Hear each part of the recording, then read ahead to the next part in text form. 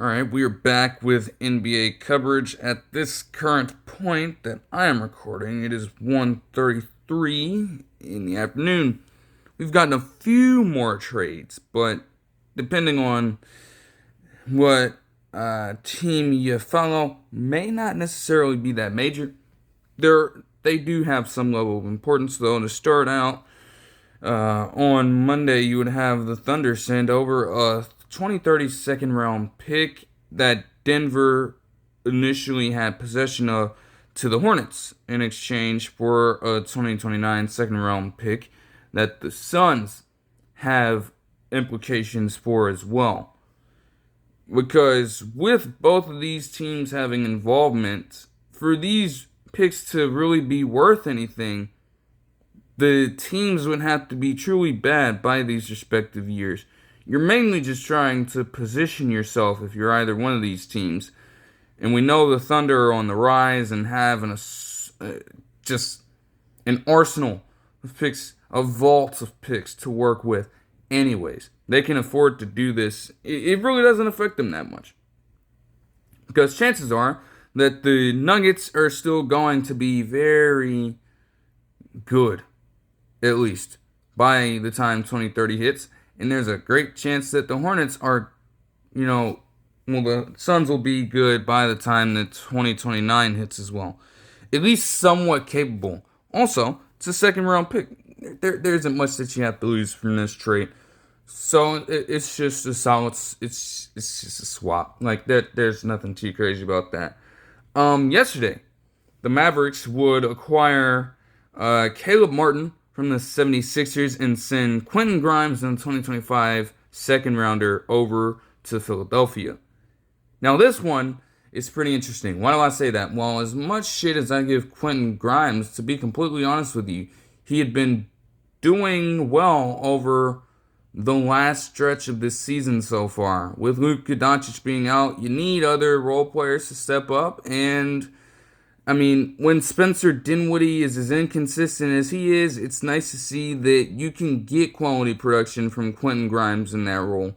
He's been shooting the lights out from his end, and he's also been a capable scorer and playmaker at times. But also, he's fairly young to this point.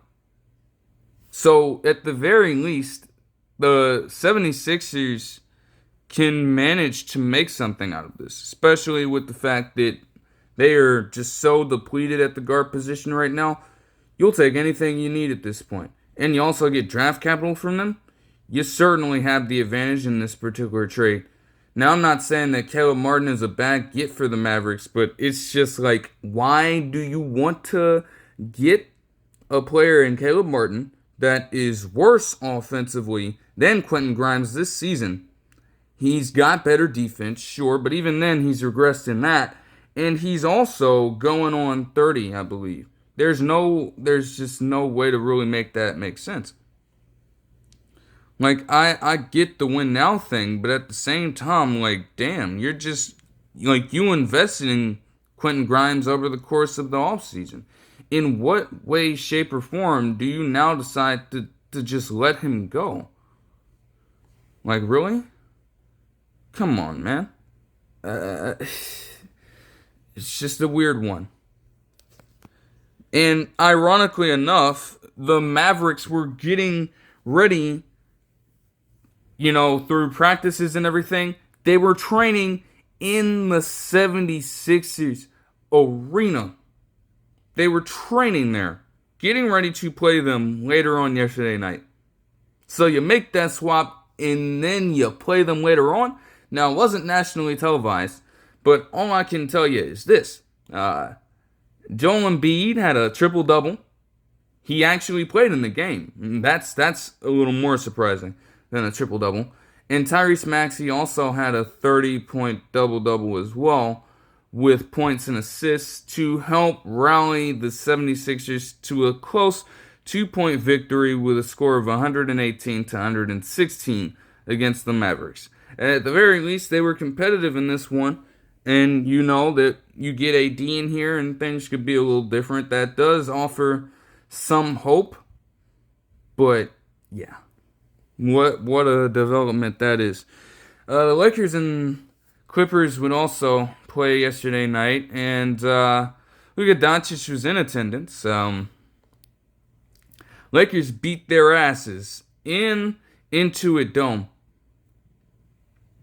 Like, you separated from Crypto.com for a reason, to try to establish yourself as a different entity and a perhaps superior entity to that of the Lakers in Los Angeles. You did that for a reason, and then you proceed to go out the way you did last night by 25 points. LeBron just had his way. Like, he went in the second quarter, well, in between the first and second quarter, he went on a personal run by himself because for whatever reason, they just kept deciding to get Kevin Porter Jr. switched onto him. But honestly, on some possessions, he was double teamed and he just carved his way through the defense for layups that would be seemingly tough for anyone else. But I guess, since it's LeBron, he can just get whatever he wants, I guess. A pretty solid performance by the Lakers. This is an exhibition, especially for the likes of Jackson Hayes. If they can't get a new big man out of free agency over the course of these next, the next day plus leading into the trade deadline, you're likely going to have to stick with Jackson Hayes. And, in 24 minutes, he did well. He played solid defense. He has to get better around the rim, because that's where they're going to want him to operate. But yeah, as far as the Clippers go here, they absolutely struggle. Kawhi Leonard could not hit a shot to save his life. There were many turnovers, and Kevin Porter Jr. was also just proving himself to be a liability. When you can't space the floor and you're going to be that sloppy on offense, you can see how things got out of hand. You really can. I guess it's a headline, too, that, you had LeBron James Jr. hit his first three-pointer of his NBA career. So I guess that's something, right? Anyways, on to a trade from earlier today. The 76ers would remain active, but in this particular one, they don't necessarily get a player. Instead, they decide to move KJ Martin, a 2027 second rounder in the Bucks' ownership, and a 2031 second rounder in the Mavericks' ownership, to the Pistons, freeing up $7.97 million of cap space in their salary. And I guess it's fair. Maybe that opens the door for another potential move by the 76ers in a little bit. But KJ Martin, is not a player that you necessarily need right now. You're getting great contributions from Gaston Yabusele right now, who had over the course of the past week, back-to-back 20-point ball games for the first time in his NBA career, while also setting a career high in points with 28 against the Nuggets. So safe to say, you're good. You don't have to worry about too much with moving on from KJ Martin.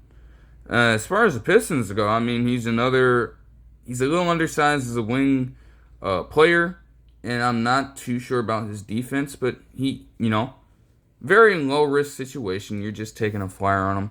That's really where you stand here. You don't really lose too much by taking on somebody like that. He's still fairly young himself. So, and not to mention, it just makes optimal sense for the 76ers to do it. You just get Quentin Grimes, who virtually has a similar frame and can actually play the guard position, offer you a little more in terms of his overall skill set than KJ Martin had been able to. So why not take that chance, to be honest, at that point? And just move on from him, get a decent amount back in terms of cap space. Because if they are trying to remain active, that might be the ideal play. That might be exactly what they needed to get things in motion for it. So, alright, are there any others right now? Okay, the last one that will be covered in this particular video, I know there are more coming, but there was another trade earlier, and this one is, there's something to be said about it. The Wizards would trade Kyle Kuzma, Patrick Baldwin Jr., and second round compensation to the Bucks, as the Bucks would send over Khris Middleton, A.J. Johnson, and a pick swap to Washington. The sentiment in Milwaukee was always going to be that they would move on from Khris Middleton in time, it seemed. And the Wizards, I guess it took them forever to realize that as a primary or secondary option on a squad, Kyle Kuzma was not going to be it. And that displayed itself over the last few games. Despite them actually breaking their losing streak and stringing together back-to-back wins somehow, he's not a player you would want to retain optimally if you're the Wizards. You know, you're already bad as it is, and you're going to stay there for a long time if he's leading your team. So at the very least, you want to try to see what his value is, if he has any value, and try to capitalize on your asset in the best way you can. I mean, in this sense, you get a pick swap. You probably need more than a pick swap, to be honest. Like, in a trade like this, you'd be looking for capital because you have to try to rebuild through the draft. You're not attracting anybody to Washington in free agency right now. And in terms of them acquiring Khris Middleton, at this point, with him getting bench minutes, he probably serves more as a mentor to somebody like Corey Kispert or Bilal Coulibaly. You know, he had been producing over the past couple games a little bit, but, I mean, he missed most of this season early on with injury. And he had appeared in just a few games at a time, sparsely. Because that was the problem with him in terms of being injury prone. And also, potential regression. I mean, at this point, let's face it, you know what I'm saying? You're not expecting Khris Middleton to completely just take over once more with his play. He is 33, will turn 34 in August. So, I mean, you're not, if you're Washington, expecting him to go ballistic here. Like, he was named an All-Star in 2021, let's just put it like that. In every single season after that, he has regressed. And in this season, again, just 23 games played, 7 starts. Like, 51.2% shooting from the field and 40.7% from 3, sure. You know, if he's leading or coming off the bench as a mentor and as a sort of spark plug, that would be the optimal way to go with it. Also, A.J. Johnson is yet another young guy. I don't necessarily know what to make of him right now. But again, very low risk situation. You can't really get fleeced in that regard. Like, you can afford to take that on. And as far as the Bucks go, in terms of acquiring Kyle Kuzma, we know that, like I said, as a primary and secondary option, you're going absolutely nowhere. But he's on literally a team that won a championship the year after he won a championship with the Lakers.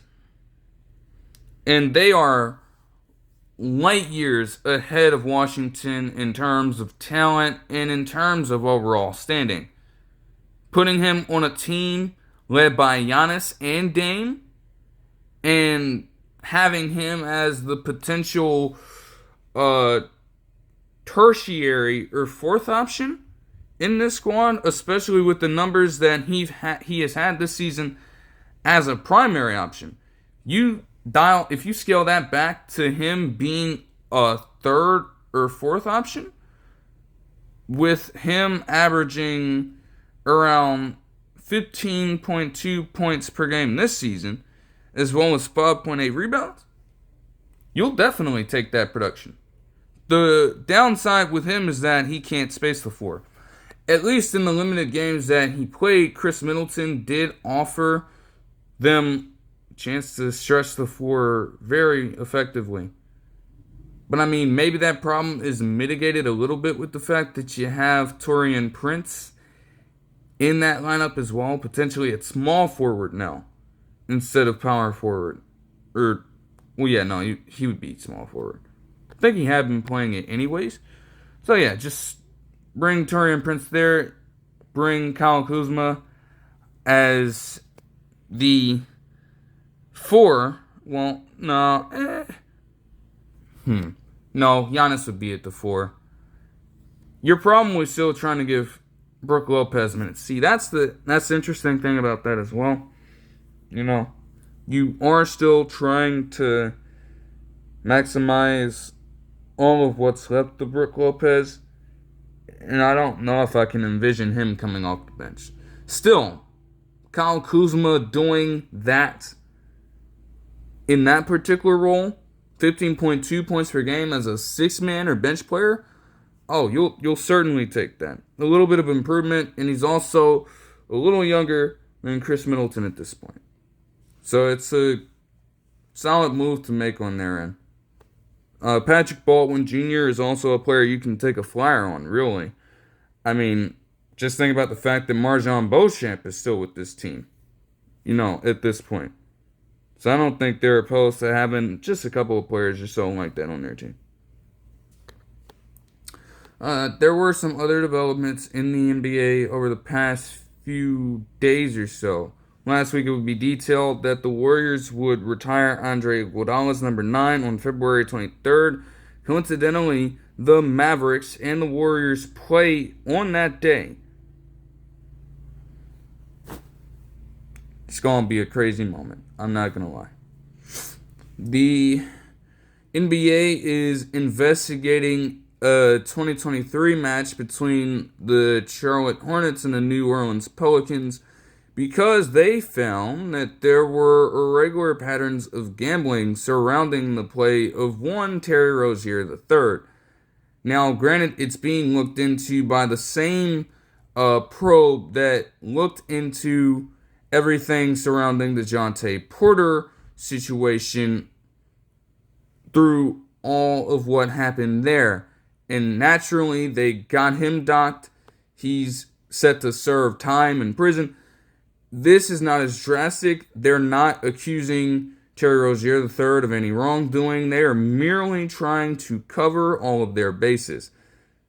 Because even the slightest instance of irregular gambling patterns and potentially illegal matters has already been deemed to have zero tolerance by the NBA, and they made that clear as soon as DeJounte Porter went through what he went through. They were not going to stand for it.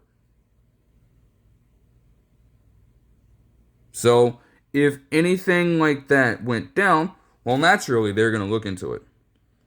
But this isn't a matter of Terry Rozier III being a part of this per se. They're just trying to see who exactly was involved, if there was any sort of collusion on the part of different referees or other players potentially. That's all they want to figure out with that. Jalen Johnson would be out for the season with a shoulder injury that he suffered in a game just a little prior to their matches last week, DeJounte Murray would also be listed as out for the season with a torn Achilles tendon. Just a pair of unfortunate injuries.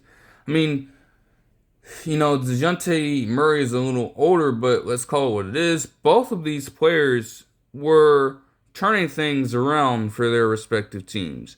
Jalen Johnson, it's been a whole season effort for him.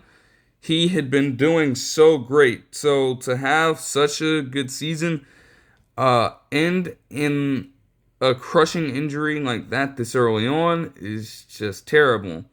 And as far as DeJounte Murray goes, I mean, in terms of efficiency, it wasn't necessarily the best, but he was finding a rhythm. The Pelicans were getting competitive. They even snagged a couple of wins or so.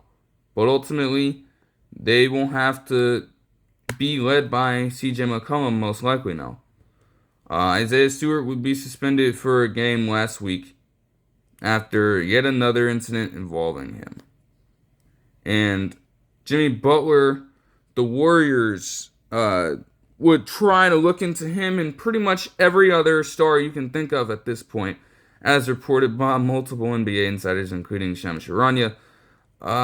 The Warriors would look into Jimmy Butler once more, but they would temporarily, I would say, back out of the sweepstakes after Jimmy Butler stated that he would avoid a chance to re-sign with the Warriors after the end of the season since his contract's up. Now, granted, they've tried to inquire about him again to this point, so I can only imagine how that goes. Now, again, just because everything seems a little quiet now, just you wait, man. There's a lot coming. There is a lot coming. I mean, you're hearing so many rumors, so much buzz right now. It could all be a smokescreen, but could be another calm before yet another shockwave. That'll do it for this one. I hope you guys enjoyed the video, and I'll see you guys in the next one. Peace.